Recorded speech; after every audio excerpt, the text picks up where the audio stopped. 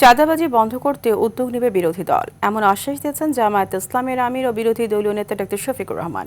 দুপুরে রাজধানীর মিরপুর ১ শাহ আলী কাঁচা বাজার পরিদর্শনে গেলে ব্যবসায়ীর অভিযোগের প্রেক্ষিতে তিনি এই আশ্বাস দেন। এই সময় সহযোগিতার জন্য বিভিন্ন জনের হাতে টাকা দেন জামায়াতে আমির। ব্যবসায়ীর অভিযোগ করে বলেন, আওয়ামী লীগের নেতারা ৫,০০০ টাকায় দোকান বরাদ্দ নিয়ে ব্যবসায়ীদের কাছ থেকে ৬০,০০০ টাকা থেকে ১.৫ লাখ টাকা পর্যন্ত ভাড়া নিচ্ছে এবং চলছে নীরবে চাঁদাবাজি।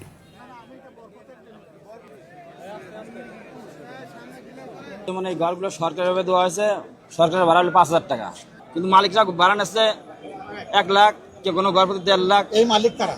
মালিক হচ্ছে বিগত সরকার আমলে টাকা পাইছে সরকার। সমস্যা আছে, যেমন নীরবে চাঁদাবাজি হয়। এগুলা নিয়ে মাঠে নামবো, এগুলা নিয়ে আওয়াজ তুলবো, এগুলা নিয়ে জনগণকে সংগঠিত করব এবং একটা সময়ের ব্যবধানে ইনশাল্লাহ এই যন্ত্রণা থেকে আমরা জনগণকে মুক্ত করবো ইনশাল্লাহ।